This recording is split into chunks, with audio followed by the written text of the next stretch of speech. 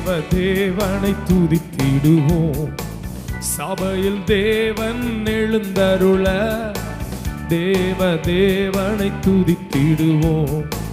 சபையில் தேவன் எழுந்தருள ஒரு மனதோடு அவர் நாமத்தை துதிகள் செலுத்தி போற்றிடுவோம்.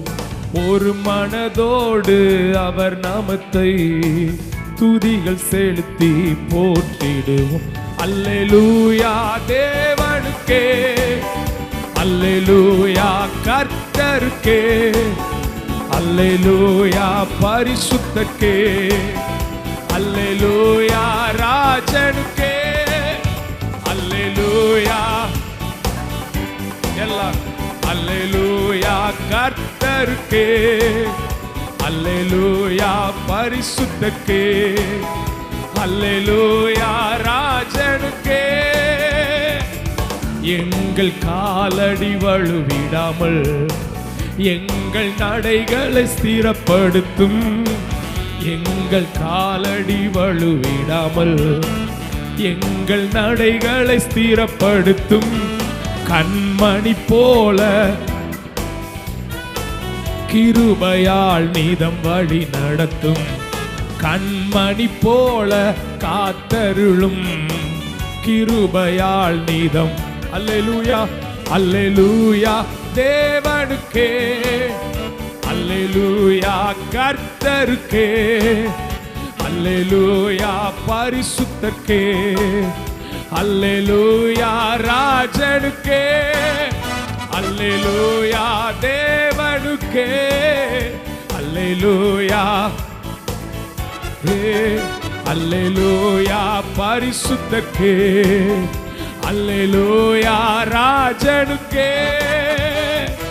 சபையில் உம்மை அழைத்திடுவோம், சகாயம் பெற்று வாழ்ந்திடுவோம். சபையில் உம்மை அழைத்திடுவோம், சகாயம் பெற்று வாழ்ந்திடுவோம். சாத்தானை என்றும் ஜெயித்திடுவோம், சாகும் வரையில் உழைத்திடுவோம். சாத்தானை என்றும் ஜெயித்திடுவோம், சாகும் வரையில். அல்லேலூயா தேவனுக்கே, எல்லாரும் அல்லேலூயா கர்த்தருக்கே, அல்லேலூயா பரிசுத்தருக்கே, அல்லேலூயா ராஜனுக்கே, அல்லேலூயா தேவனுக்கே, அல்லேலூயா அல்லேலூயா பரிசுத்தருக்கே, அல்லேலூயா ராஜனுக்கே. ஜீவனுள்ள நாட்களெல்லாம் நன்மை கிருபை தொடர்ந்திடவே, ஜீவனுள்ள நன்மை கிருபை தொடர்ந்திடவே, வேத வசனம் கீழ்ப்படிவோம், தேவ சாயலாய் மாறிடுவோம். வேத வசனம் கீழ்ப்படிவோம், தேவசா. நல்ல கை தட்டி அல்லேலூயா தேவனுக்கே, அல்லேலூயா கர்த்தருக்கே, அல்லேலூயா பரிசுத்தருக்கே, அல்லேலூயா ஆமென். அல்லேலூயா தேவனுக்கே, அல்லேலூயா கர்த்தருக்கே, அல்லேலூயா பரிசுத்தருக்கே, அல்லேலூயா ராஜனுக்கே. வானத்தின் அடையாளம் தோன்றிடுமே, இயேசு மேகத்தில் வந்திடுவார். வானத்தின் அடையாளம் தோன்றிடுமே, இயேசு மேகத்தில். நாமும் அவருடன் சேர்ந்திடவே நம்மை ஆயத்தமாக்கிக் கொள்ளுவோம். நாமும் அவருடன் சேர்ந்திடவே நம்மை ஆயத்த.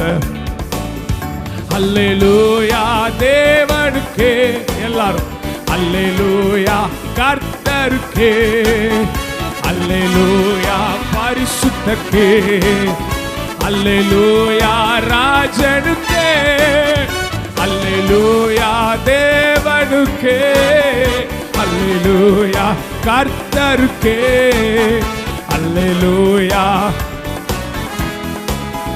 அல்லேலூயா ராஜனுக்கே. எங்கள் காலடி வழுவிடாமல் எங்கள் நடைகளை ஸ்திரப்படுத்தோ, எங்கள் காலடி வழுவிடாமல் எங்கள் நடைகளை ஸ்திரப்படுத்தோ, கண்மணி போல காத்தருளோ கிருபையால் நீதம், கண்மணி போல காத்தருளோ கிருபையால் நீதம். அல்லேலூயா அல்லேலூயா தேவனுக்கே, அல்லேலூயா கர்த்தருக்கே, அல்லேலூயா பரிசுத்தக்கே, அல்லேலூயா இயேசுவே, அல்லேலூயா தேவனுக்கே, அல்லேலூயா இயேசுவே, அல்லேலூயா பரிசுத்தக்கே, அல்லேலூயா ராஜனுக்கே. தேவ தேவனை துதித்திடுவோம், சபையில் தேவன் எழுந்தருள, தேவ தேவனை துதித்திடுவோம், சபையில் தேவன் ஒரு மனதோடு அவர் நாமத்தை துதிகள் செலுத்தி போற்றிடுவோம், ஒரு மனதோடு ஆமென் துதிகள் செலுத்தி.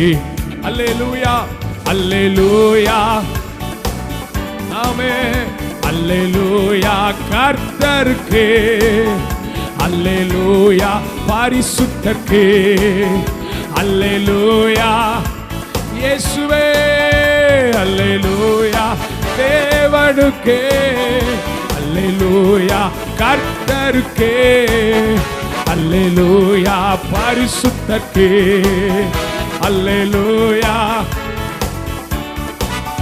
நன்றி ராஜா நன்றி ராஜா நன்றி ராஜா நன்றி ராஜா நன்றி ராஜா நன்றி ராஜா நன்றி ராஜா நன்றி ராஜா. தாழ்மையில் இருந்து தயவாய் நினைத்தீர் தேவனே உம்மை துதிப்பே, தாழ்மையில் இருந்தே தேவனே உம்மை துதிப்பே, தேவனே உம்மை துதிப்பே. எத்தனை நன்மைகள் எனக்கு செய்தி, எப்படி நன்றி சொல்வேன், நான் எப்படி நன்றி சொல்வேன் ஐயா. எத்தனை நன்மைகள், எப்படி நன்றி சொல்வேன் நான், எப்படி வாய்களை திறந்து நன்றி ராஜா நன்றி ராஜா நன்றி ராஜா நன்றி ராஜா நன்றி ராஜா நன்றி ராஜா நன்றி ராஜா. பலவீனன் என்று தள்ளிவிடாமல் பலத்தாளிடை கட்டினீ, நான் பலவீனன் என்று பலத்தாளிடை கட்டினீ, பலத்தால் எத்தனை நன்மைகள். எல்லாரும் சேர்ந்து ஆமென். நான் எப்படி நன்றி சொல்வேன் ஐயா, எத்தனை நன்மைகள் எனக்கு செய்தி, எப்படி நன்றி சொல்வேன் நான், எப்படி நீர் செய்த அதிசயம் ஆயிரம் உண்டு, விவரிக்க முடியாதையா. நீர் செய்த அதிசயம் விவரிக்க முடியாதையா, விவரிக்க முடியாதையா. எத்தனை நன்மைகள் எனக்கு செய்தி, அவன் நான் எப்படி நன்றி சொல்வேன் ஐயா. எத்தனை நன்மைகள் எனக்கு செய்தி, எப்படி எப்படி நன்றி சொல்வேன், நான் எப்படி வாய்களை திறந்து நன்றி ராஜா, நன்றி ராஜா, நன்றி ராஜா, ஓ நன்றி ராஜா, நன்றி ராஜா, நன்றி ராஜா, இயேசுவே நன்றி ராஜா, நன்றி ராஜா, நன்றி ராஜா. கரங்களை தட்டி ஆண்டவருக்கு நன்றி செலுத்து. எங்கள் ஆராதனைக்குரியவரே, உம்மை நாங்கள் உயர்த்துகிறோம்.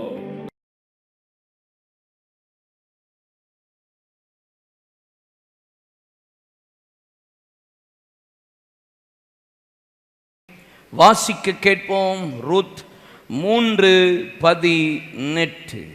அப்பொழுது அவள், என் மகளே, இந்த காரியம் என்னமாய் முடியும் என்று நீ அறிய மட்டும் பொறுத்திரு. அந்த மனுஷன் இன்றைக்கு இந்த காரியத்தை முடிக்கும் முன் இளைப்பாற மாட்டான் என்றாள். கர்த்தருக்கு மகிமை உண்டாகட்டும். ஆண்டவர் இந்த மாதம் நமக்கு கொடுத்த ஒரு வாக்குத்தத்தம், நகோமி ரூத்தை பார்த்து சொன்ன ஒரு தீர்க்க தரிசனமான ஒரு வார்த்தை. அவன் எப்படி காரியத்தை உனக்கு செய்து முடிப்பான், உன் காரியத்தை அவன் முடிக்கும் முன்பு இளைப்பாறவே மாட்டான். ஏசியா தீர்க்க தரிசன புஸ்தகம் 62ஆம் அதிகாரம் அதனுடைய முதல் வசனத்தை நீங்கள் வாசித்து பார்ப்பீர்களானால், வேதம் 62:1, சியோனி நிமித்தமும் எருசலேமின் நிமித்தமும் நான் மௌனமாயிராமல் அதன் நீதி பிரகாசத்தை போலவும் அதன் ரட்சிப்பு எரிகிற தீவெட்டியை போலவும் வெளிப்படும் மட்டும் அமராமலும் இருப்பேன். கர்த்தர் நமக்கு நீதி செய்கிற வரைக்கும், நியாயம் செய்கிற வரைக்கும், நமக்கு ஆசீர்வாதத்தை கொடுக்கிற வரைக்கும் அவர் அமர்ந்திருக்கவே மாட்டார். 7ஆம் வசனம் சொல்லுகிறது, அவர் எருசலேமை ஸ்திரப்படுத்தி பூமியிலே அதை புகழ்ச்சியாக்கும் வரைக்கும் அவரை அமர்ந்திருக்க விடாதிருங்கள். அவர் அமெரிக்கையா இருக்கலாகாது, அவர் ஒரு நாள் அமர்ந்திருக்க மாட்டார். கர்த்தர் தம்முடைய ஜனத்துக்காக நீதி செய்ய, கிரியை செய்ய தீவிரமாய் வேலை செய்கிறவர். நகோமி ரூத்தை பார்த்து அதுதான் சொல்லுகிறார், உன் காரியத்தை அவன் முடிக்கும் முன்பு இளைப்பாறவே மாட்டார். 4ஆம் அதிகாரம் 1ஆம் வசனத்தில் வாசித்தா, அவன் எழுந்து தீவிரமாய் பட்டணத்து வாசலிலே போய் ஓய் என்று கூப்பிட்டு இங்கே வந்து அமரும் என்று சொல்லி ரூத்துக்காக அவன் சுதந்திரவாளியின் இடத்துல அவனுடைய பாதரட்சையை கலட்டி போட்டு ரூத்தையும் அவனுடைய சுதந்திரத்தையும் போவாஸ் மீட்டு கொண்டான். அவனை கனப்படுத்தினார். அவள் ஆசீர்வதிக்கப்பட்டால் அவள் நிமித்தம் இயேசுவின் சந்ததியை கர்த்தர் புறப்பட பண்ணினார். நமக்காக தேவன் கிரியை செய்கிற வரைக்கும் அமர்ந்திருக்காத ஆண்டவர். அது சின்ன காரியமோ பெரிய காரியமோ, யாத்ராம் 18ஆம் அதிகாரத்தில் சொல்லப்பட்டபடி அது எப்படிப்பட்ட காரியமா இருந்தாலும் தேவன் கிரியை செய்வார். அது மகிமையான காரியமா இருக்கலாம், அது புதிய காரியமா இருக்கலாம், அது பயங்கரமான காரியமா இருக்கலாம், அது ஆண்டவர் செய்கிற ஆராய்ந்து முடியாத காரியமா இருக்கலாம், உன்னதமான காரியமா இருக்கலாம், கிரகிக்க முடியாத பெரிய காரியங்களமா இருக்கலாம். எந்த காரியமானாலும் தேவன் நமக்கு செய்கிற வரைக்கும் அவர் அமர்ந்திருக்கவே மாட்டார் என்று நம்ம தியானித்தோம். அவரை அமர விட்டாதிருங்கள், அவரை உட்கார விடாதீங்க, அவரை இளைப்பாற விடாதீங்க, அவர் கிரியை செய்கிறதற்கு நீங்க என்ன செய்யணும் என்று சொல்லி வேதத்தில் 3 காரியங்களை அங்க சொன்னேன். அவர் உங்களை முத்திர மோதிரமா மாத்துவார், அவர் உங்களுக்கு ராஜரீக ஆசாரிய கூட்டமா அலங்காரமான கிரீடமா கர்த்தர் மாற்றுவார், உங்களை மகிமையாய் வைப்பார் என்று சொல்லி ஏசியா தீர்க்க தரிசன புஸ்தகம் 62ல் 3-4 வசனத்தில் காண்பித்து கொடுத்தேன். அதற்கு பின்பாக வேத வசனம் சொல்லுகிறது, யாக்கோபு போராடினான். போராடணும், போராடுகிறவர்களுக்கு தான் கர்த்தர் தீவிரமாய் செய்வார். எப்படிப்பட்ட போராட்டத்தின் ஜெபம் இருக்கணும் என்று சொல்லி வேதத்தில் பல வார்த்தைகளை உங்களோடு பேசினேன். அதில் சில வார்த்தைகள் என்னவென்றால், வேதத்தில் சொல்லப்பட்டிருக்கிறது, தாவீதின் குமாரனே என்று முன்னவிட அதிகமாய் சத்தமிட்டு கூப்பிட்டார். ஆண்டவரை இன்னும் அதிகமாக கூப்பிடணும் என்று சொன்னேன். கானானிய ஸ்திரீ அடிக்கடி அவர் தொந்தரவு பண்ணி கொண்டே இருந்தால் விடாம போராடினாள் என்று போட போடப்பட்டிருக்கிறது. ஒரு நல்ல ஒரு நண்பன் அவன் படுத்திருந்த பின்பும் கதவை தட்டி வருந்தி கெஞ்சி கூப்பிட்டான். அவன் எழுந்து போய் அவனுக்கு நீதி செய்தான் என்று வேதம் சொல்லுகிறது. இப்படி பல வசனங்களை நான் காண்பித்து கொடுத்தேன். அவரை அமர ஒட்டாதிருங்கள். போவாஸ் நமக்காக கிரியை செய்ய வேண்டுமானால், இயேசு நமக்காக வேலை செய்யணும்னா, இயேசு நமக்காக கிரியை செய்ய வேண்டுமானால், ரூத்து பார்த்து சொல்லப்பட்ட வார்த்தை, அம்மா நீ பொறுத்திரு காத்திரு என்பதாக. ஆண்டவர் நமக்கு கடந்த மாசத்துல இந்த புது வருஷத்துல ஒரு வாக்குத்தத்தம் கொடுத்தார். அறுப்பு யூதாவே உனக்கு முன்பாக நியமிக்கப்பட்டிருக்கிறது என்பதாக ஒரு பெரிய அறுப்பு காலத்தில் வைத்திருக்கிறார். அதே ரூத் 1ஆம் அதிகாரம் 22ஆம் வசனத்துல வாசித்தோம். அவர்கள் ரூத்தும் நகோமியும் அறுப்பு காலத்தில் பெத்லகேமுக்கு திரும்பி வந்தார்கள் என்பதாக. Come back to Bethlehem. ஒரு மோவாப் தேசத்துக்கு பஞ்சம் என்று சொன்ன உடனே பெத்லகேமை விட்டு போனதுனால தான் நஷ்டம், இழப்பு, உயிரிழப்பு, பல காரியத்தில் பாதிப்பு ஏற்பட்டது. ஆனா மீண்டும் அவள் பெத்லகேமுக்கு வந்த போதுதான் அவள் பெத்லகேம்ல போவாசின் கூடாரத்துக்கு போனால், போவாசின் வயலுக்கு போனால், போவாசின் குடிசைக்கு போனால், போவாசினுடைய பாதத்துக்கு போனால், கடைசியில் போவாசின் வீட்டுக்கே கர்த்தர் கொண்டு போய் அவளை பேரேசின் வீட்டை போல ஆசீர்வதித்து பராக்கிரமசாலியின் சந்ததியாய் கர்த்தர் ரூத்தை மாற்றினார், நகோமியை மாற்றினார் என்று வேதவசனம் 4ஆம் அதிகாரத்தில் 10-14 வசனம் வேதம் சொல்லுகிறார். அப்போ நீ பெத்லகேமுக்கு திரும்பி வருவாயானால் அவள் உன் காரியத்தை தீவிரமாய் நடப்பிப்பார்.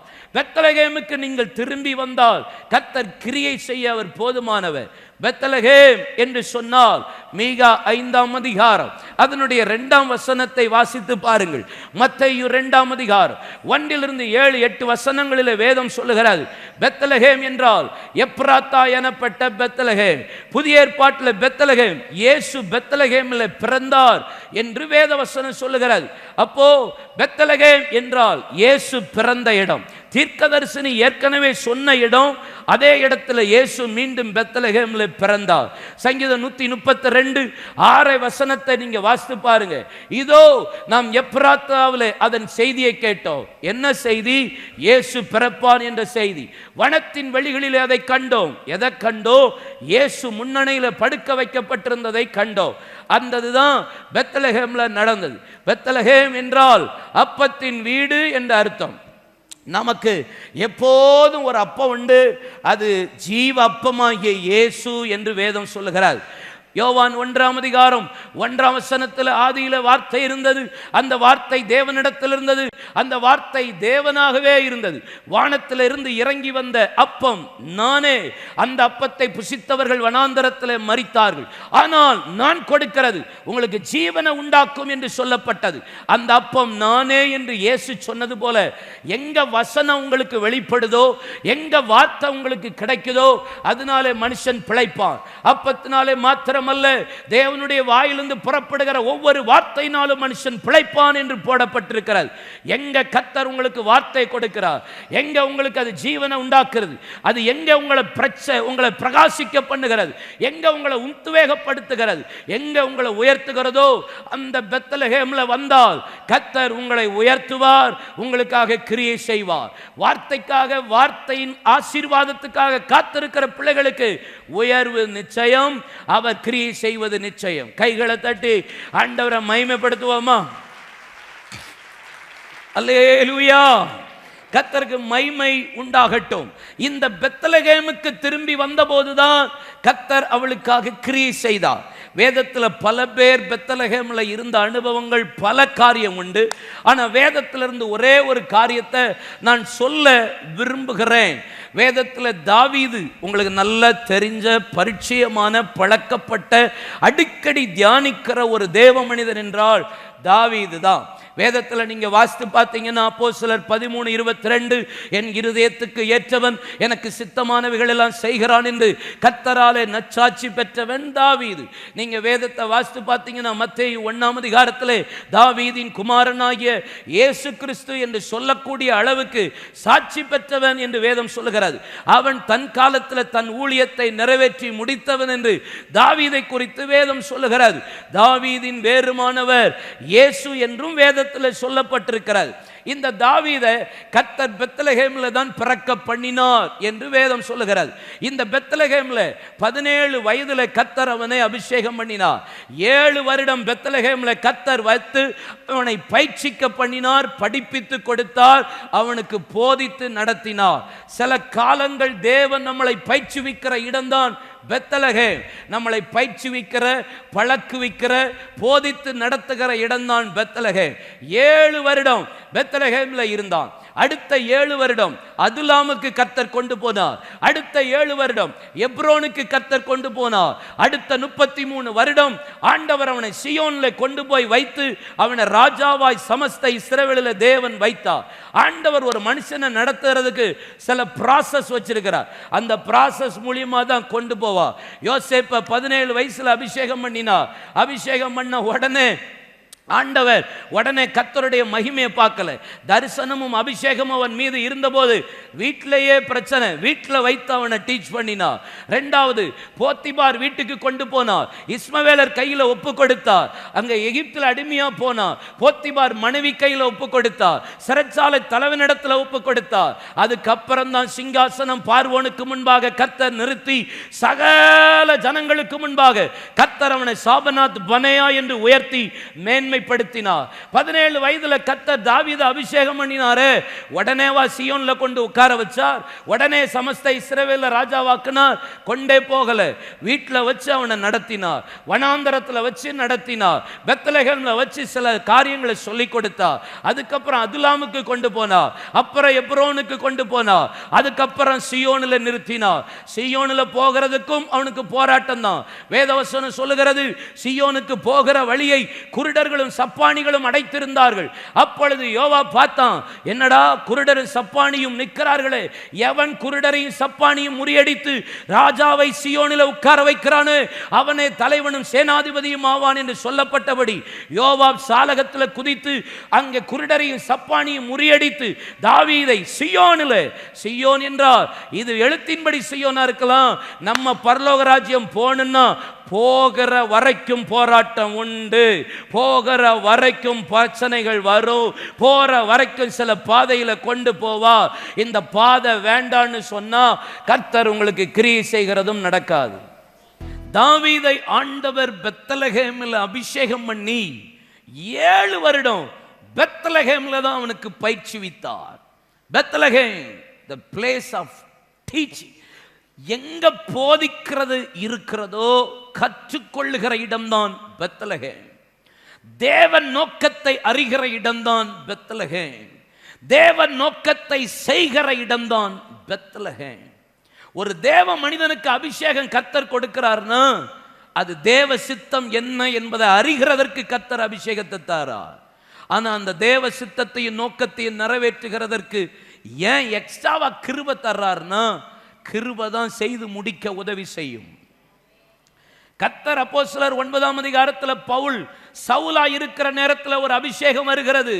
அனனியா வந்து கைகளை வைத்து மீன் செதில்கள் விழுந்து அபிஷேகத்தை பெற்று பிதா குமாரன் பரிசுத்த ஆவியின் நாமத்தினால ஞானஸ்நானம் பெற்ற போது ஆண்டவர் அனனியாட்ட சொல்லுகிறார், என் நாமத்தின் நிமித்தம் இவன் புறஜாதிகள் மத்தியிலும் இஸ்ரவேல் மத்தியிலும் சுவிசேஷம் சொல்லும்படி எவ்வளவாய் பாடுபட போகிறான் என்று நான் தெரிந்து கொண்ட பாத்திரம் இவன். இவன் மீது உன் கையை வை, புறப்பட்டு போய் என்று அனனியாட்ட சொன்ன போதும் அனனியா அபிஷேகம் பண்ணி அவனை அனுப்பி விடுகிறான். எழுந்து அவனுக்கு சொல்லப்பட்ட ஒரே ஒரு வார்த்தை, எழுந்து பட்டணத்துக்குள்ளே போ, நீ செய்ய வேண்டியது உனக்கு அங்கே சொல்லப்படும். அபிஷேகம் வந்துருச்சு. ஆனா அதை நிறைவேற்றுகிறதற்கு கிருபையை பவுல் சொன்னதுனால தான் மேக்சிமம் ஆஃப் நீங்க எல்லா நிருபத்தில் பாருங்க அடிக்கடி அவன் யூஸ் பண்ண ஒரே வேர்டு கிருபை கிருபை கிருபை கிருபை. ஏன்னா அபிஷேகத்தை வச்சு நோக்கத்தை நிறைவேற்ற முடியாது, அபிஷேகத்தை வச்சு தேவ சித்தத்தை செய்து முடிக்க முடியாது, அபிஷேகத்தை வச்சு ஊழியத்தை நடத்த முடியாது. அதுக்கு தேவையான கிருபையை தரதுனால தான் அவன் சொல்லுகிறான், பிரயாசப்பட்டது நான் அல்ல, எனக்குள்ள இருக்கிற கிருபையை என்னை பிரயாசப்பட வைத்தது, இந்த ஊழியம் செஞ்சது நான் அல்ல, எனக்குள்ள இருக்கிற கிருபை அந்த ஊழியத்தை செய்ய வச்சது, பிரயாணப்பட்டது நான் அல்ல, எனக்குள்ள இருக்கிற கிருபை தான் இதை பிரயாணப்பட வைத்தது, பலவீனத்தில் பலன் எனக்கு பூரணமா விளங்குது, நான் தேவனுடைய கிருபை. எல்லாத்திலும் கிருபையை யூஸ் பண்றார். தாவீது ஏறக்குறைய 150 சங்கீதத்தில், ஆசாப் சங்கீதம், மோசேயின் சங்கீதம், தாவீதின் சங்கீதம், தாவீதின் சங்கீதத்தில் மேக்ஸிமம் ஆஃப் டைம் கிருபை. அபிஷேகம் தேவ நோக்கத்தையும் தேவ சித்தத்தையும் அறிந்து கொள்ள கிருபை அதை நிறைவேற்ற. அல்லேலூயா. எனக்கு பெத்லகேம்ல தான் அது கிடைக்கும், சர்ச்சில் தான் அதை தருவார் கர்த்தர். சர்ச்சில் வச்சு தான் கர்த்தர் சில காரியத்தை செய்கிறார். தாவீதுக்கு கர்த்தர் பாருங்க ஒரு அபிஷேகத்தை கொடுத்ததுக்கு அப்புறமும் எனக்கு ஆச்சரியம் என்ன தெரியுமா? எனக்கு ரொம்ப ஆச்சரியம். 1 சாமுவேல் 16:13 பாருங்களேன். தைல கொம்பை எடுத்து கர்த்தர் அவனை ஆசீர்வதிக்கிறார். அபிஷேகம் வந்துட்டு, ஆனா எப்படி எதுக்காக இந்த அபிஷேகம் சொன்னா, சங்கீதம் 78:70 வசனத்துல வாசித்தீங்கன்னா, கரவலாடுகளுக்கு பின்பாக திரிந்த என்னை கர்த்தர் அபிஷேகம் பண்ணினா. எதுக்கு தெரியுமா? அவர்களை தன் இருதயத்தின் உண்மையின்படி மேய்க்க. அவனுக்குள்ள இருந்த உண்மை ஜனங்களை மேய்க்கிறதுக்காக அந்த அபிஷேகத்தை கர்த்தர் கொடுத்தார். அபிஷேகம் பண்ணினத பின்பாகவும் அவன் ஆடுகளை தான் மேய்த்து கொண்டிருந்தான். பெத்லகேம் என்றால் என்ன அர்த்தம் தெரியுமா? தாழ்மையுள்ள ஒரு இடம் என்று அர்த்தம். பொறுமையை கற்றுத்தருகிற இடம் என்று அர்த்தம். தாழ்மையை கற்றுத்தருகிற இடம் என்று அர்த்தம். சுபாவத்தில் ஒவ்வொரு நேரத்திலையும் மாற்றத்தை தருகிற இடம் என்று அர்த்தம். 1 சாமுவேல் 16:19 பாருங்க. வேதம் சொல்லுகிறது, அபிஷேகம் பெற்ற பின்பு கூட அவன் ஆட்டு மந்தையில் இருக்கிற தன் குமாரனை தாவீதினிடத்தில் அனுப்பு என்று சொல்லி சவுல் சொல்லுகிறான். அபிஷேகத்தை பெற்றுட்டு நேரம் ஆட மேய்க்க போயாச்சு நம்ம ஆளு. எனக்கு தெரியும் எப்போ எனக்கு சிங்காசனத்தில் உட்கார எனக்கு நேரம் வரும். அது வரைக்கும் எனக்கு கொடுக்கப்பட்ட டியூட்டி அபிஷேகம் வந்தாலும் ஆட மேய்க்கணுங்கிறது அவனுக்கு தெரியும். பெத்லகேம்ல அவனுக்கு கற்றுக் கொடுத்தது. 1 சாமுவேல் 17:15 வாசித்து பாருங்க. தாவீது சவுலை விட்டு திரும்பி போய் பெத்லகேமில் இருக்கிற தன் தகப்பனுடைய ஆடுகளை மேய்த்து கொண்டிருந்தான். திரும்பவும் ஆட்டண்டைக்கு தான் போறான். சவுலுக்குள்ள பிசாசு வந்துருச்சு. இவன் போய் வாத்தியத்தை எடுத்து வாசிக்கிறான். அவனுக்குள்ள இருக்கிற ஆவி போச்சு. ஆனா சவுலுக்கு முன்னாடி இல்ல, நேரா போறான் ஆட்டுக்கு முன்னாடி. அவனுக்கு தெரியும் ஆடுகளை மேய்க்கிறதுக்கு எனக்கு ஒரு டைம் பீரியட் இருக்கு. அது வரைக்கும் நான் அங்கதான் தாழ்மையை கற்றுக்கொள்ள முடியும். வனாந்தரத்தில் கர்த்தர் என்னை வச்சு பயிற்சிக்கிறார். பெத்லகேம் எனக்கு கற்றுக் கொடுக்கிற இடம். சில நேரம் நமக்கு தெரியும் அபிஷேகம் வந்ததுக்கு அப்புறம் அதே பொசிஷன்ல வச்சிருக்கிறாரா? அபிஷேகம் வந்ததுக்கு அப்புறம் அதே சபையில கீழே உட்கார வச்சிருக்கிறாரா? அபிஷேகம் வந்ததுக்கு அப்புறம் அதே இடத்துல நீங்க அமர்ந்திருக்கீங்களா? உங்களுக்கு ஒண்ணு தெரியணும், எனக்கு கற்றுக்கொள்ள வேண்டியது இருக்கிறது. கற்றுக்கொள்ளுகிற வரைக்கும் பெத்லகேம், அதுக்கு அப்புறம் தான் கர்த்தர் என்னை கொண்டு போய் அதுலாமுக்கு போவா, அதுலாமில் இருந்து எப்ரோனுக்கு போவா, எப்ரோன்ல இருந்து சியோனுக்கு கொண்டு போவா. ஒரு நாள் வரும், அது வரைக்கும் கற்றுக்கொள்ளணும். நீங்க கற்றுக்கொள்றது தாமதிக்குதுன்னு வச்சுக்கோங்களேன், உங்க உயர்வும் தாமதிக்கும். நீங்க கற்றுக்கொள்ளுகிறது தாமதிக்குன்னு வச்சுக்கோங்களேன், உங்க மேன்மையும் தாமதிக்கும். நீங்க பயிற்சிவிக்கப்படுகிற இடங்களில் நீங்க பயிற்று கொள்ளும்படி, நீங்க கற்றுக்கொள்ளும்படி காத்திருக்கிற இடத்துல நீங்க கற்றுக்கொண்டுகிட்டே இருக்கணும். நீங்க கற்றுக்கொள்றதுக்கு கொஞ்சம் டைம் பீரியடுங்க, கொஞ்சம் டைம் டிலே பண்ணுங்க. அப்போ உயர்வும் பின்னாடி தாமதிச்சுக்கிட்டே இருக்கும். நீங்க சீக்கிரம் கற்றுக்கொண்டா சீக்கிரம் உயர்வு வரும். சீக்கிரம் கற்றுக்கொண்டா சீக்கிரம் உயர்வு. நீங்க கற்றுக்கொள்றது லேட் ஆகிட்டே இருந்துச்சுன்னு வச்சுக்கோங்க, ஒப்பு கொடுக்கிறது, அர்ப்பணிக்கிறது, பிராக்டிஸ் பண்றதுல லேட் பண்ணி பாருங்க, உங்க மேன்மையும் தடை போய்கிட்டே இருக்கும், பின்னாடி போய்கிட்டே இருக்கும். ஏன் எழுப்புதல் தாமதிச்சுக்கிட்டே இருக்கு தெரியுமா? நம்ம இந்தியாவில் ஜெபிச்ச ஜபத்துக்கும், இந்தியாவில் ஜபம் பண்ணி ஊழியத்துக்கு செலவு பண்ண செலவுக்கும், பிரயாசப்பட்டதற்கும் என்னைக்கோ இல்லை, ஒரு 100 தடவை எழுப்புதல் வந்திருக்கணும் இந்தியாவில். ஏன் இன்னும் இவ்வளோ தாமதிக்குது? ஏன்னா அர்ப்பணிக்கிறது தாமதிக்கிறது, ஐக்கியப்படுகிறது தாமதிக்கிறது, எல்லாருக்குள்ளேயும் ஒரு மனம் தாமதிக்கிறது, ஒன்று இணைகிறதுக்கு தாமதிக்கிறது, தரிசனத்தில் வர்றதுக்கு தாமதிக்கிறது. ஏன் மேலே பெரியவன் சின்னவன் ஊழியக்காரன் சுவிசேஷகன் போதகர்ன்றது தாமதிக்கிறது. சுவிசேஷம் நடத்துகிற ஊழியத்துக்கு பாஸ்டர்ஸ் வரமாட்டேன்ற பாஸ்டர்ஸுடைய தாமதம், இப்படி பல பேருடைய தாமதம் எழுப்புதலை தாமதிக்கிறது. இவர்கள் சீக்கிரம் இதை செய்ய அர்ப்பணித்தால் எழுப்புதல் நமக்கு கண்ணுக்கு முன்னாடி கையளவு மேகம் எழும்பிட்டு பெருமழையின் இரைச்சல் எப்ப வேணாலும் கையை தட்டி ஆமென். சில நேரம் நீங்க யோசிச்சு பாருங்களேன். ஆதியாகமம் 15ஆம் அதிகாரத்தில் ஆபிரகாமுக்கு ஆண்டவர் தரிசனமாகி தரிசனத்தில் சொல்லுகிறார், உன் ஜனங்கள் அந்நிய தேசத்தில் 400 வருஷம் அடிமைகளாக இருப்பார்கள். 15:13 பாருங்க, 400 வருஷம் உபத்திரவப்படுவார்கள். இது ப்ராஃபசி, இது தரிசனம். ஆனா யாத்திராகமம் 12ஆம் அதிகாரம் 40-41 வசனத்தில் 430 வருஷம் போட்டிருக்கு. தீர்க்க தரிசனம் பொய்யா? ஏன் 30 வருஷம் டிலே? ஏன் விடுதலை டிலே? சிறையிருப்பு ஏன் டிலே, ஏன் விடுதலை ஆகிறது டிலே ஆகுது, ஆசீர்வாதம் ஏன் தாமதிக்குது, ஏன் மேன்மை தாமதிக்குது, கர்த்தர் சிறிய கிரியை செய்கிற காரியம் ஏன் தாமதிக்குது? ஏன்னா ஒரே ஒரு மோசையை கர்த்தர் அழைத்து 40 வருஷம் வனாந்தரத்தில் நடத்தினார். ஆனால் அவனை கர்த்தர் நடத்த வேண்டிய வழி வெறும் 30 வருஷம் தான் வனாந்தரத்தில் நடத்தணும். இவனா போய் இஸ்ரவேல் ஜனங்களுக்கு முன்னாடி போய் நின்றுட்டு நான் தான் ரட்சகன்னு தன்னை காட்ட ஆரம்பிச்சான், தன் படிப்பின் திறமையை காட்ட ஆரம்பிச்சான், தன்னுடைய ஞானத்தை காட்ட ஆரம்பிச்சான், எகிப்தில் கற்றுக்கொண்டதை காட்ட ஆரம்பிச்சான். கர்த்தர் 10 வருஷத்தை டிலே பண்ணி 30 வருஷம் டிலே ஆயிடுச்சு. இன்னைக்கு அநேக காரியம் அப்படிதான். இன்னைக்கு பல காரியம் நம்ம தாமதிக்கிறோம், என் ஆசீர்வாதம் தாமதிக்கிறது, நான் தாமதிக்கிறேன், என் சிறையிருப்பு சீக்கிரத்துக்குள்ள விடுதலை தாமதிக்கிறது, சில நேரம் நான் கற்றுக்கொள்ளுகிறதுக்கு தாமதிக்கிறேன், என்னுடைய மேன்மை தாமதிக்கிறது. வலதுகரத்தை உயர்த்துங்க, இன்னைக்கு ஒப்பு கொடுங்க. நீங்க சில காரியத்தை தாமதிக்கிறீங்களா? இன்னைக்கு ஒப்பு கொடுங்க, தாமதம் பண்ணாதீங்க. ஒப்பு கொடுங்க, வாயை தரங்க. ஆண்டவரை நான் கற்றுக்கொள்ள விரும்புறேன், எனக்கு டீச் பண்ணுங்கன்னு சொல்லுங்க. கர்த்தருக்கு மகிமை உண்டாகட்டும். நீங்க கற்றுக்கொள்கிறது தாமதித்தால் உங்கள் உயர்வும் தாமதிக்கும், தரிசனமும் தாமதிக்கும். நீங்கள் கற்றுக்கொள்ள உங்களை அர்ப்பணித்தால், பெத்லகேம்ல இருக்க உங்களை அர்ப்பணிச்சா உங்க உயர்வும் தீவிரமாக நடக்கும். அவர் உங்கள் காரியத்தை தீவிரமாய் செய்து முடிப்பார். அல்லேலூயா, ஆண்டவருக்கு மகிமை உண்டாகட்டும். 1 சாமுவேல் 15:28 பாருங்க, தாவீதை குறித்து வேதம் சொல்லுகிறது, உம்மை பார்க்கிலும் உத்தமனாயிருக்கிற உம்முடைய தோழனுக்கு அதை கொடுத்தேன் என்பதாக. கடைசி வார்த்தை, சபையிலும் உத்தமமா இருக்க. சங்கீதம் 101:2 பாருங்க, உத்தமமான வழியிலே விவேகமாய் நடப்பேன், எப்பொழுது என்னிடத்தில் வருவீர், என் வீட்டிலே உத்தம இருதயத்தோட நடந்து கொள்வேன். இந்த சர்ச் பெத்லகேம்ல சர்ச்சில் உத்தமத்தோடு உண்மையோடு இருப்பேன் என்று சொல்லுகிறார். செய்திக்கு நேரா போகலாம். இந்த பெத்லகேம்ல கர்த்தர் தாவீதை 7 வருஷம் நடத்தினார். ஆனா தாவீது ஒரு 4 பேருக்கு முன்னாடி நிற்க வேண்டியது அவசியமா இருந்தது. பெத்லகேம்ல இந்த 4 பேரை 4 கூட்டத்தை வச்சு ஆண்டவர் தாவீதை பயிற்சிவித்தார். இங்க நின்ன பிறகுதான் அவன் அதுலாமுக்கு போனான். அங்கேயும் சில பேரை முன்னாடி நிறுத்த வச்சார். அதுக்கப்புறம் எப்ரோனுக்கு போனான். அங்கேயும் சில ஆட்களுக்கு முன்னாடி நிறுத்த வைத்தார். அதுக்கப்புறம் தான் சியோனிலும் சில ஆட்களுக்கு முன்னாடி கர்த்தர் நிறுத்த பண்ணினார். இப்போ இந்த பெத்லகேம்ல தாவீதை யாருக்கு முன்னாடி நிறுத்த பண்ணினார்? முதலாவது சாமுவேலுக்கு முன்பாக கர்த்தர் நிறுத்த பண்ணினார்.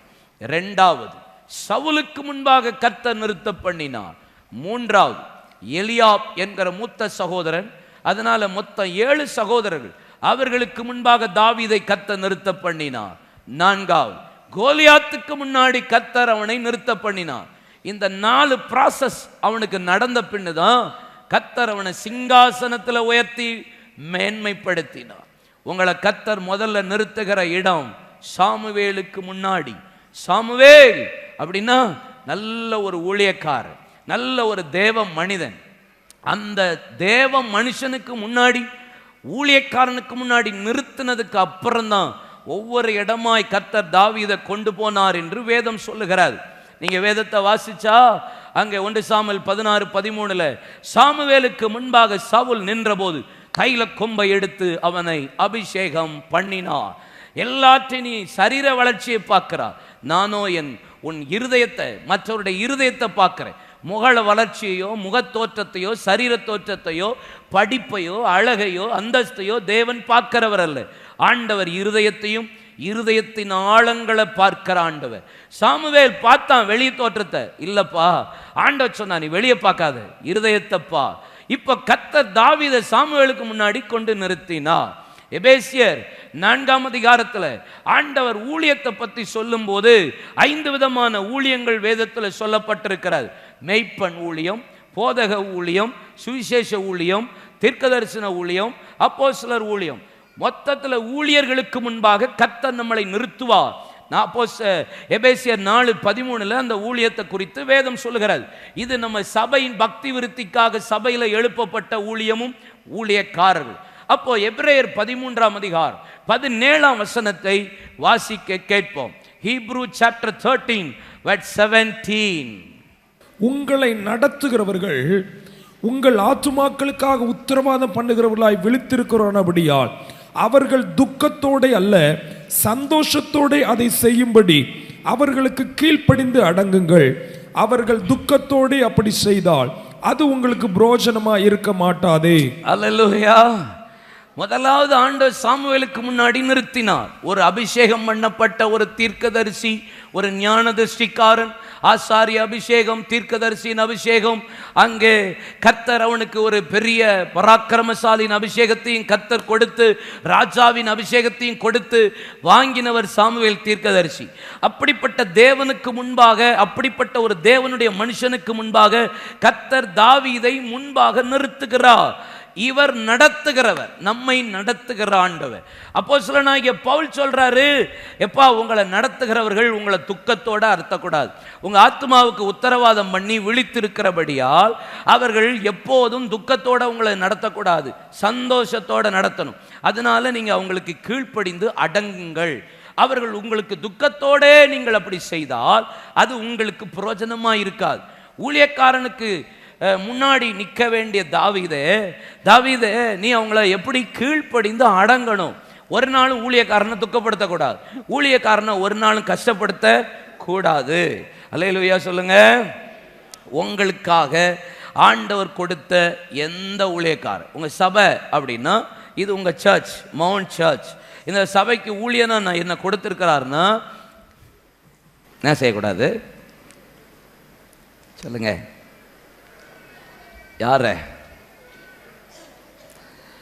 நான் உங்களுக்காக ஜெபிக்கிறது, உங்களுக்கு மீட்டிங் நடத்துறது, உங்களுக்கு மீட்டிங் அரேஞ்ச் பண்ணுறது, ஊழியக்காரங்களை கூப்பிட்டு வச்சு பிரசங்கம் பண்ணுறது, உங்களுக்காக ஒவ்வொரு கூட்டங்களையும் ஆவிக்குரிய வாழ்க்கையில் உங்களை முன்னேறதுக்காக செய்கிறது, இதெல்லாம் உங்கள் ஆவிக்குரிய வளர்ச்சிக்காக கர்த்தர் என்னை ஏவி நடத்துகிறார்.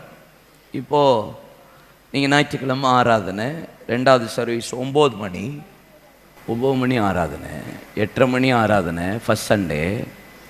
ஆனால் நீங்கள் நான் பையாதான் ஏன் வருவேன் அப்படின்னு வரீங்க பார்த்தீங்களா? அப்போ எனக்கு எப்படி இருக்கும்? எப்படி இருக்கும்?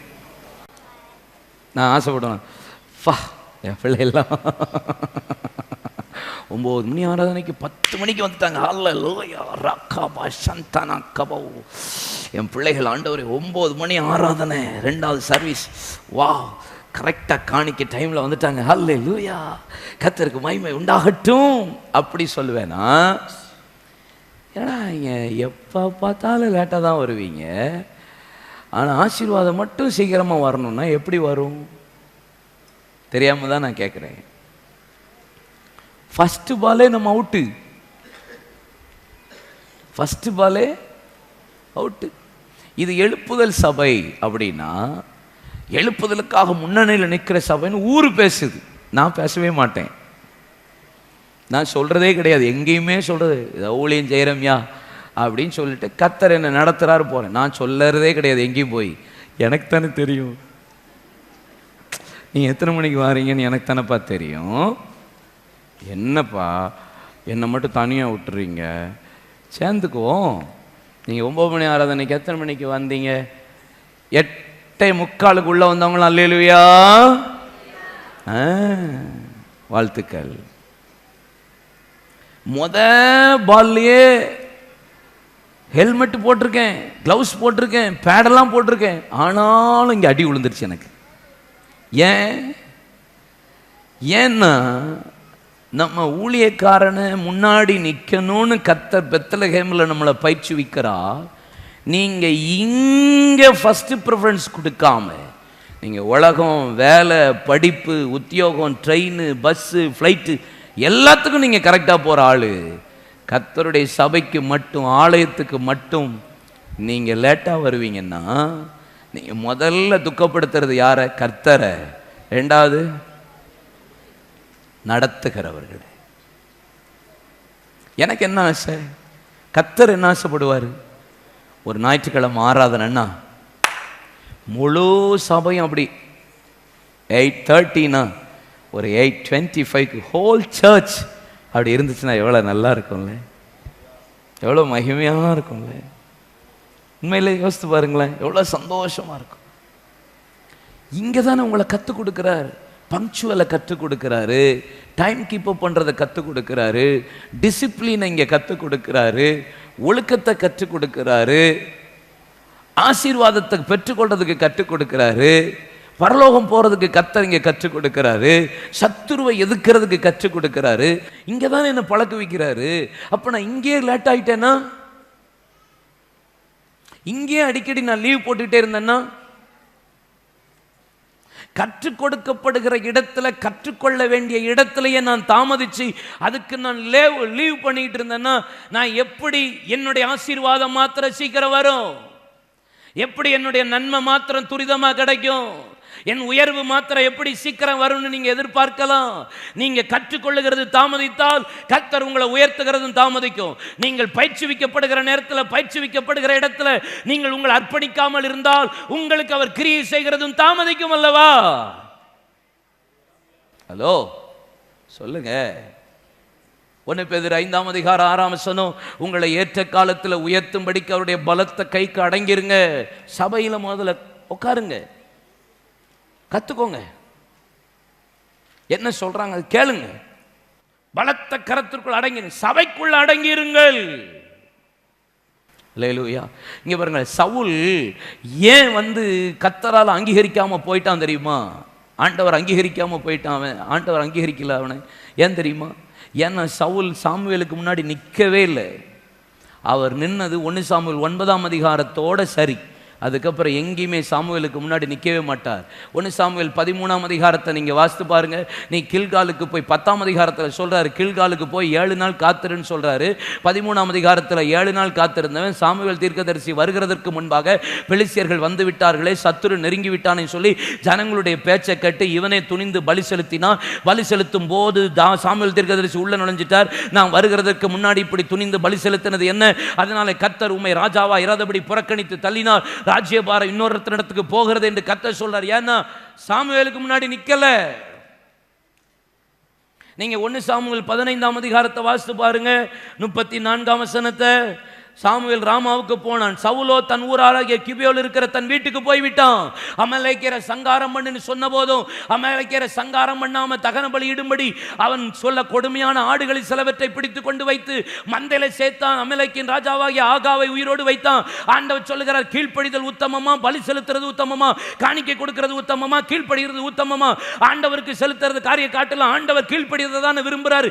ஏன் நீ அடங்கி நடக்க மாட்டேங்கிறேன்னு சொல்லியும் திருப்பியாவது இல்லை, கொஞ்சமாவது கெஞ்சிருக்க வேண்டாமா இல்லையா? 1 சாமுவேல் 7ஆம் அதிகாரத்தில் இஸ்ரவேல் ஜனங்கள் சாமுவேல்கிட்ட போய் சொல்றாரு, ஆண்டவரே ஆண்டவரே எங்களுக்காக நீங்க விண்ணப்பம் பண்ணுங்க, கர்த்தரை மன்றாடுங்க, எங்களுக்காக ஜெபம் பண்ணுங்க, எங்களுக்காக பரிந்து பேசுங்க, தப்பு பண்ணிட்டோம் மன்னிச்சிருங்கன்னு கெஞ்சுறார் இஸ்ரவேல் ஜனங்கள் சாமுவேலுக்கு முன்னாடி. அதுக்கப்புறம் அவன் தேவ சமூகத்தில் ஜெபிச்சான். அதுக்கப்புறம் கர்த்தர் யுத்த சத்தத்தையும் இடிமுழக்க சத்தத்தையும் உண்டாக்கி பெலிஸ்தியர்களை ஓட விட்டாரு.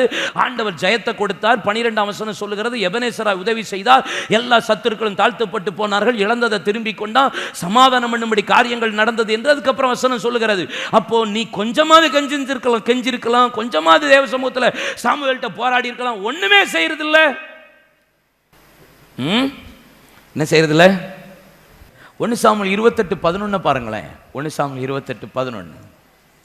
அப்பொழுது அந்த ஸ்திரீ, உமக்கு நான் யாரை எழும்பி வர பண்ண வேண்டும் என்பதற்கு அவன் சாமுவேலை எழும்பி வர பண்ண வேண்டும் என்றான். இப்ப சாமுவேல் மரித்து போயாச்சு. ஊழியக்காரங்கிற இடத்துல ஒரு ஆள் இல்லை. இப்ப நம்ம பாஸுக்கு யாரை தேடுறாரு? சில ஆள் இருக்கும்போது தேடாது, இல்லாத போது வேக வேகமாக தேடும். ஊரிமிலாவது சொப்பனங்களினாவது தீர்க்க தரிசனங்களாவது கர்த்தருடைய வார்த்தை சாமுவேல் மூலியமா ஒரு வார்த்தை இல்லை. சாமுவேல் தீர்க்கதரிசி இல்லை, சவுலுக்கு வார்த்தையே இல்லை. இப்போ 28:1 சொல்லுகிறது, அவன் சொப்பனக்காரர்களை, அங்க குறி கேட்கிறவர்களை, செத்தனிடத்தில் அஞ்சனம் பார்க்கிறவர்களை தேசத்தில் இராதபடி இவன் தான் அகற்றி போட்டான். ஆனா 7-8 வசனத்துல இவனே வேஷம் மாறி இவனே போய் குறி கேட்கிற இடத்துல செத்தவனிடத்துல சாமுவேலின் ஆவியை வர சொல்றான். இப்போ ஊழியக்காரன் தேவைப்படுறான். நிற்க வேண்டிய நேரத்தில் ஊழியக்காரனுக்கு முன்னாடி நிற்க முடியல. செத்ததுக்கு அப்புறம் அந்த ஊழியக்காரன் தேவை. ஏன்னா வசனம் இல்லை, வார்த்தை இல்லை, ஆண்டவர் அவனை நடத்துறதுக்கு ஆள் இல்லை. இப்ப சத்தமே இல்லாம இருக்கிறான் சவுல்.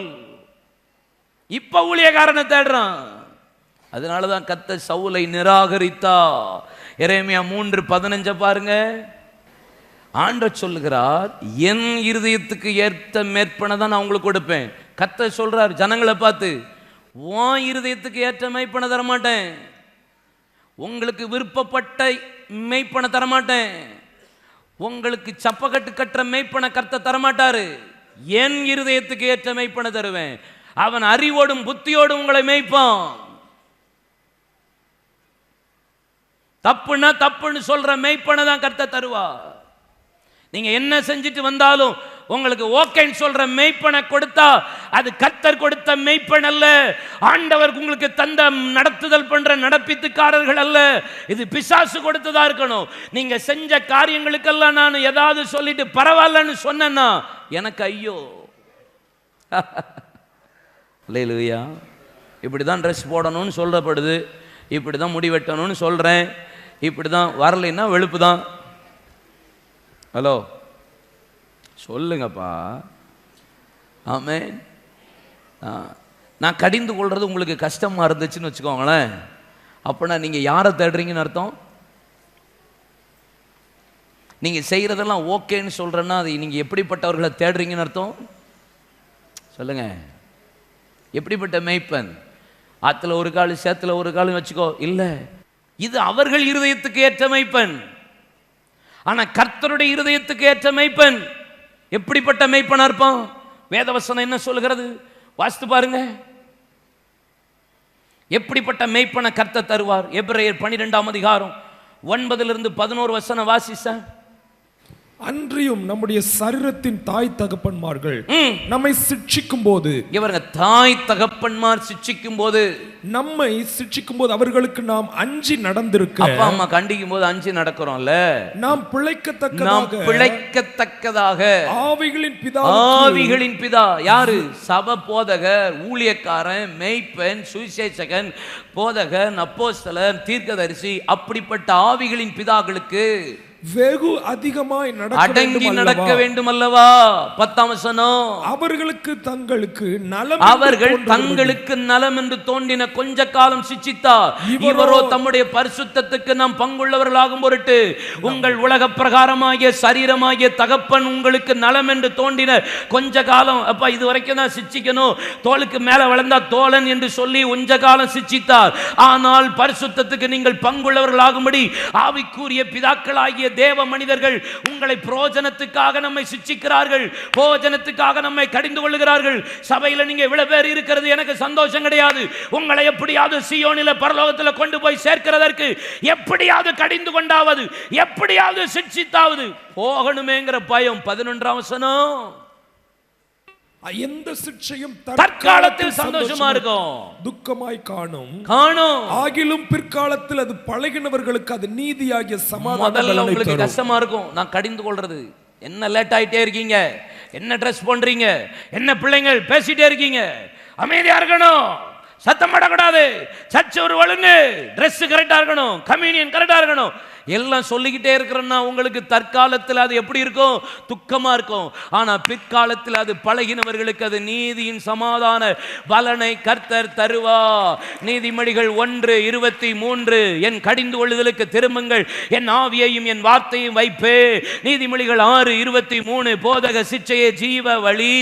சங்கீதம் 141:4-5 ஓ நீதிமான் என்ன தயவாய் கொட்டட்டும், அதன் தலைக்கு எண்ணெயை போல இருக்கும், அவர் கடிந்து கொள்ளட்டும் என் தலையை, நான் அதை அல்லல் தட்டுவது இல்லை, அது இக்கட்டுகளில் இன்னும் ஜெபம் பண்ண உதவியா இருக்கும். ஊழியக்காரனுக்கு முன்னாடி நில்ல பழகுங்க. சில ஊழியக்காரன் கையில கத்த நம்மளை ஒப்பு கொடுக்கிறாருன்னா நம்மளை பயிற்சி வைக்கிறான்னு அர்த்தம். அது உங்க லீடரா கூட இருக்கலாம், உங்க தலைவர்களா இருக்கலாம், உங்களை நடத்துகிறவர்களா இருக்கலாம், உங்க போதகரா இருக்கலாம், உங்களுக்கு ஆவிக்குரிய தகப்பனா இருக்கலாம். ஊழியக்காரம் என்பது அபிஷேகத்துக்கு மாத்திரம், ஊழியத்துக்கு மாத்திரம் அல்ல, அபிஷேகத்துக்கு கத்தத்தாரா. ஊழியக்காரனோட ஐக்கியமா இருக்குன்றது ஊழியம் பண்றதுக்கு இல்லை, அபிஷேகத்துக்கு. 1 ராஜாக்கள் 19ஆம் அதிகாரத்தில் வாசித்து பாருங்க. வேதவசனம் சொல்லுகிறது, எலியா 19ஆம் வசனத்தில் எலிசாவை பார்த்து 12ஆம் ஏர் ஓட்டி கொண்டிருக்கிற எலிசாவின் மீது சால்வையை போட்டான். அபிஷேகத்தை பெற்ற உடனே எலிசா பாருங்க, ஏற உடைச்சான், மாட்டை அடிச்சான், விருந்து பண்ணினான், சமைச்சு கொடுத்து அப்பா அம்மாவை முத்தம் கொடுத்துட்டு திரும்பி பார்க்காம எலியா பின்னாடி எலிசா புறப்பட்டு போனான். எத்தனை வருஷம்? 8 வருஷம் ஐக்கியப்பட்டு தாழ்ந்து கீழ்ப்படிந்து அடங்கி இருந்தான். 8 long years. என் கைகளுக்கு தண்ணியை மட்டும் ஊத்திட்டு என் ஊழியக்காரனுக்கு முன்னாடி அடங்கி இருந்தான். எத்தனையோ அற்புதங்கள் செய்த போதிலும் எலியாவுக்கு முன்பாக எலிசா தாழ்மையோடு 8 years தண்ணியை மட்டும் ஊத்தி கொண்டே இருந்தான். ஆனா 2ஆம் அதிகாரம் 1ஆம் அதிகாரம் வசனத்தை வாசித்து பாருங்க. வேதத்துல அங்கே எலியா வந்து பரலோகத்துக்கு எடுத்துக் கொள்ளப்பட போகிறார். அக்னிமயமான ரதங்களும் குதிரைகளும் எலியாவை சுழல் காற்றினாலே கொண்டு பட போகிறது என்று அவர்களுக்கு தெரிந்த போதிலும், தீர்க்கதரிசி புத்திரர்கள் அறிந்த போதிலும், நான் கில்காலுக்கு போகிறேன், பெத்தேலுக்கு போகிறேன், எரிகோவுக்கு போகிறேன், யோர்தானுக்கு போகிறேன், நீர் எங்க போனாலும் உம்மை விடவே மாட்டேன், உம்முடைய அபிஷேகமும் ஐக்கியமும் எனக்கு முக்கியம், எனக்கு இது இருந்தா தான் போதுன்னு தொடர்ந்து காத்திருந்தான். எலியா செய்த கடைசி அற்புதத்தை கர்த்தர் எலிசாவை கொண்டு முதல்ல செய்ய வைத்தார். காரணம், கீழ்ப்படிந்து அடங்கி இருக்கும் போது. நீங்க ஊழியக்காரனுக்கு இருந்து பாருங்க, அர்ப்பணிச்சு பாருங்க. 1 சாமுவேல் 14ஆம் அதிகாரத்தில் வாசித்து பாருங்க, 5ஆம் வசனத்திலிருந்து பாருங்க. யோனத்தானும் ஆயுததாரியை குறித்து வேதவசனம் சொல்லுகிறது. 7ஆம் வசனத்தில் ஆயுததாரி அவனை பார்த்து, உம்முடைய இருதயத்தில் இருக்கிறபடியெல்லாம் செய்யும், அப்படியே போகும், இதோ உம்முடைய மனதுக்கு ஏற்றபடி நானும் உம்முடன் கூட வருகிறேன் என்று சொன்னான். எழுந்து கூட போய்கிட்டே இருந்தான். போசேஸ் சேனைக்கு நடுவே ஒரு மிருகத்தை போல கையை காலை வச்சு தவண்டு நடந்து மேலே போனான். பெலிஸ்தர்கள் எழும்பி ஏறி வாருங்கள் என்று சொன்னான். ஏறி போனான். கர்த்தர் யுத்தத்தில் ஜெயத்தை கொடுத்தார். ஒரு ஊழியக்காரன்னா அப்படியே டிராவல் பண்ண பழகுங்க முன்னாடி இருந்து, அது உங்களுக்கு ஆசீர்வாதம். ஒரு வசனம் வாசிச்சேன், நீதிமொழிகள் 5, 12, 13, 14, 23. ஐயோ ஐயோ, போதகத்தை நான் வெறுத்தேனே, போதகத்தை நான் வெறுத்தேனே, கடிந்து கொள்ளுதலை என் மனம் அலட்சியம் பண்ணினதே, அலட்சியம் பண்ணினதே, என் போதகரின் சொல்லை நான் கேளாமலும், கார்த்திகமாலியல் சொல்லை கேளாமலும், எனக்கு உபதேசம் பண்ணினவர்களுக்கு என் செவியை சாயாமலும் போனேனே, சபையில மேடையில் நின்று உபதேசம் பண்ணினவர்களுக்கு என் செவியை சாயாமலும் போனேனே, சபைக்குள்ளும் மவுண்ட் சர்ச்சுக்குள்ளும் சங்கத்துக்குள்ளும் மவுண்ட் சபையின் தரிசனத்துக்குள்ளும் கொஞ்சம் குறை எல்லா தீமைக்கும் உள்ளானேனே என்று முறையிடுவாய். 23ஆம் வசனம், அவன் புத்தியை கேளாதனால் மடிந்து தன் மதிக்கேட்டின் மிகுதியினாலே மயங்கி போவான். சில நேரம் நம்ம சொல்றது கஷ்டமா இருக்கலாம், ஆனாலும் சாமுவேலுக்கு முன்னாடி நில்லுங்க, ஊழியக்காரன் அடங்கி நடங்க, அது உங்களுக்கு ஆசீர்வாதத்தோண்டா. ஊழியக்காரன் ஒரு நாள் உங்களை துக்கத்தோடு நடத்துறதுக்கு இடமே கொடுக்காதீங்க. அது நடந்துச்சு, அது உங்களுக்கு பிரயோஜனமாய் இராது. கர்த்தர் உங்களை உயர்த்தும்படி, ஏற்ற காலத்தில் உயர்த்தும்படி, humble before God, humble before man of God. நீங்கள் ஆண்டவருக்கு முன்னாடி, ஊழியக்காரனுக்கு முன்னாடி தாழ்மைப்படுங்க, நிற்கிறதுக்கு பழகுங்க. நான் இந்த குடும்பத்திலேருந்து ரட்சிக்கப்பட்டதுக்கப்புறம் நான் ஒரு ஆவிக்குரிய திருச்சபைக்கு போனேன். அங்கே அந்த ஊழியக்காரருக்கு அடங்கி நடந்தேன். நான் எப்போ வெளியே ஊழியத்துக்கு போனாலும் அவர்கிட்ட சொல்லாமல் நான் போகவே மாட்டேன், சொல்லிடுவேன். அப்புறம் ஊழியம் பிஸியாக ஆரம்பிச்சது, டைட்டாக மீட்டிங் அங்கே திருப்பி சர்ச்சுக்கே வர முடியாத அளவுக்கு இருந்தது. உடனே ஃபோனில் சொல்லி ஜெபம் பண்ணுவேன். நாட்கள் போனது, கர்த்தர் உயர்த்த ஆரம்பித்தார். ஒவ்வொரு ஊழியத்தை நான் ஆரம்பிக்கும் போதும், சர்ச் ஆரம்பிக்கும் போது அவர்கிட்ட சொல்லிட்டு ஜெபம் பண்ணி, ஏன் இந்த சர்ச்சை அஸ்திபாரம் போடுற வரைக்கும் அந்த தேவ மனிதனை கூப்பிட்டு அவர் தான் ஜெபம் பண்ணி ஆரம்பித்தார். நான் கூட இல்லை அன்னைக்கு, ஆனால் அவர் தான் ஆரம்பித்தார். நான் இன்னைக்கு வரைக்கும் என்னை நடத்தின ஊழியக்காரர்களை நான் கனம் பண்ணுறேன். நான் ஒரே ஒரு காரியத்துக்கு மட்டும்தான் எதிர்த்து நிற்பேனே தவிர மற்ற எதுக்கு நிற்க மாட்டேன். ஒரே ஒரு காரியம், உபதேச குளறுபடியாக இருந்தா அது எவனாக இருந்தாலும் சரி தான், தூக்கி ஓங்கி அடிச்சிருவேனே தவிர அதுக்கு பார்ஷியாலிட்டியே பார்க்க மாட்டேன். என்னை நடத்துகிற ஊழியக்காரங்களை இன்னைக்கு வரைக்கும் நான் கடன் பண்ணுறேன், அவங்களுக்கு மரியாதை கொடுக்குறேன். ஆனால் உபதேசம் அப்படின்னு வந்துச்சுன்னா தூக்கி போட்டுறது தான். அதில் கவனமாக இருக்க கர்த்தர் உதவி செய்கிறார். என் இருதயத்துக்கு ஏற்ற மெய்ப்பன் அல்ல, கர்த்தருடைய இருதயத்துக்கு ஏற்ற மெய்ப்பனுக்கு நீங்கள் அடங்கி இருக்கணும். சில நேரம் அவங்க சொல்கிறது உங்களுக்கு கடினமாக இருக்கும், கஷ்டமாக இருக்கும். நீங்கள் அதை துக்கத்தோடு ஏற்றுக்கொள்ளக்கூடாது. பரவாயில்ல, என் நல்லதுக்குன்னு சந்தோஷத்தோடு ஏற்றுக்கொள்ள பழகுங்க. நீங்கள் எந்த சர்ச்சிலேருந்து வந்தாலும் சரி, உங்கள் மனதுக்கு ஏற்றபடி நான் பிரசங்கம் பண்ணேன்னா எனக்கு ஐயோ. நீங்கள் லவ் பண்ணிட்டு வருவீங்க, உங்களுக்கு சப்போர்ட் பண்ணேன்னா எனக்கு ஐயோ. நீங்கள் இஷ்டத்துக்கு லஞ்சம் வாங்கிட்டு உங்கள் காணிக்கை கொண்டு கொடுப்பீங்களா, அதை வாங்கினேன்னா எனக்கு ஐயோ. நான் ஒரு நாளும் அதை கையை நீட்டி வாங்குறதில்லை. கொஞ்ச நாளைக்கு முன்னாடி ஒரு சிஸ்டர் ரூபா கொண்டு வந்தாங்க, ரொம்ப ரூபா. உங்கள் புருஷனுக்கு தெரியுமான்னு நான் கேட்டேன். தெரியாது, எனக்கு இந்த காசே வேண்டான்னு அனுப்பி விட்டேன். எனக்கு அது தேவையில்லை. குடும்பமாக வரணும், குடும்பமாக காணிக்கை கொடுக்கணும், அதை தான் கர்த்தர் கனம் பண்ணுவார். இல்லையா சொல்லுங்கள். இஷ்டத்துக்கு விடப்பட்ட காட்டு கழுதைகளை போல, தன்னிச்சையாய் விடப்பட்ட ஆட்களை போல நம்ம வாழக்கூடாது. ஒரு ஒரு ஒரு ஒழுங்கு இருக்கணும். சர்ச்சு தான் ஒரு ஒழுங்கு. சாமுவேலுக்கு முன்னாடி தாவீது எப்போது நிற்க பழகினவனாக இருந்ததுனால தான் அவனை கர்த்தர் அந்த 7 வருஷம் பழக்குவித்து அவனை கர்த்தர் சிங்காசனத்துக்கு கொண்டு போனான். தீவிரமாக ஆண்டவர் அவனுக்காக வேலை செஞ்சார். உங்களுக்காக அவர் காரியத்தை செய்யணும்னா ப்ளீஸ் கற்றுக்கொள்ளுங்க, ஒபே பண்ணுங்க, கீழ்ப்படிங்க. சொல்கிற வசனத்தை எழுதுறது பிரச்சனை இல்லை, அதை அபியாசப்படுத்துங்க. கொஞ்சம் முதல்ல கடினமாக இருக்கும், அதுக்கப்புறம் பழகினவர்களுக்கு அது நீதியின் பலனை உண்டாக்கும். உங்கள் சரீர தகப்பன் நலம் என்று தோன்றின கொஞ்ச காலம் சிச்சித்தார், ஆனால் இவரோ உங்களை பரிசுத்தத்துக்கு பங்குள்ளவர்களாக்கும்படி. ஊழியக்காரன் சிச்சிக்கிறது, ஊழியக்காரன் உங்களை வசனத்தினால கண்டிக்கிறது, பரலோகத்துக்கு பங்குள்ளவர்களாக மாற்ற. முதல்ல அது கஷ்டமாக இருக்கும், ஆனால் அதை பழகிட்டீங்கன்னா அது நல்ல ஒரு பலனை உங்களுக்கு தரும், பிரயோஜனமாக இருக்கும். எழும்பி நில்லுங்க. ஆண்டவருக்கு மகிமை உண்டாகட்டும்.